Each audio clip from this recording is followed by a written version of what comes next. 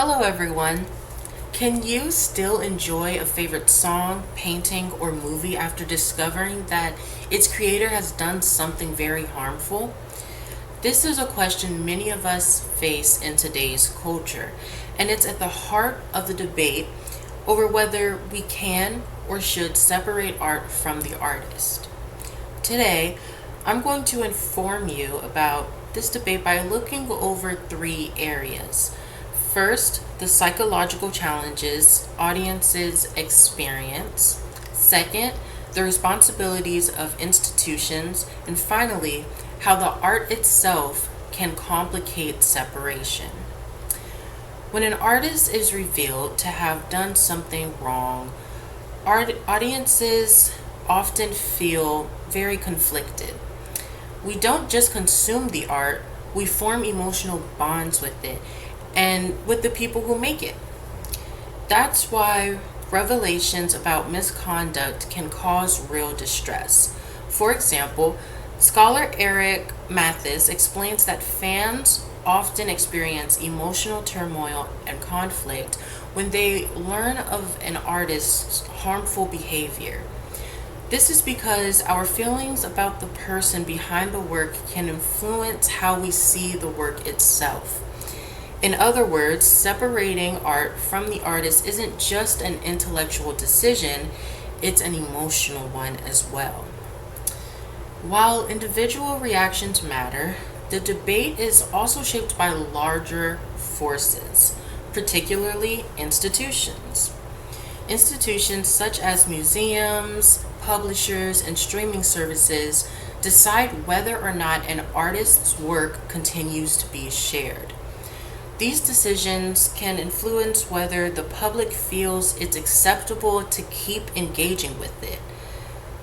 So, according to Mathis, institutions carry responsibilities through canceling the dissemination or support of their work. In other words, organizations help determine what kind of art remains available. Similarly, ethicist Nargis Karimi points out that deplatforming can be effective because an artist's fame enables harm, and limiting their platforms reduces their influence.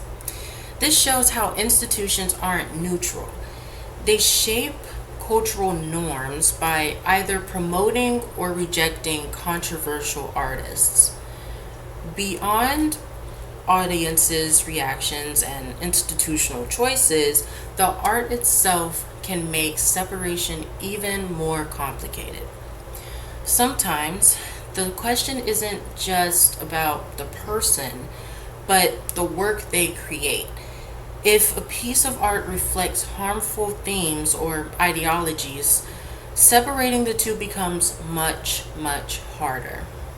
Philosopher Daniel Jacobson argues that when a work expresses immorality, this must be allowed to disfigure the work.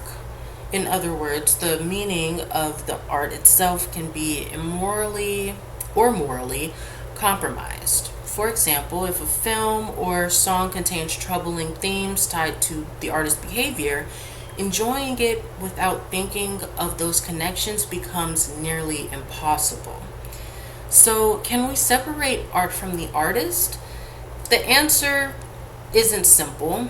The debate involves three major factors: the psychological struggle that audiences face, the role institutions play in shaping culture, and the way the art itself may reflect moral issues.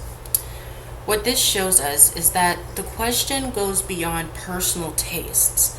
It's cultural, emotional, and ethical dilemma with no easy answer.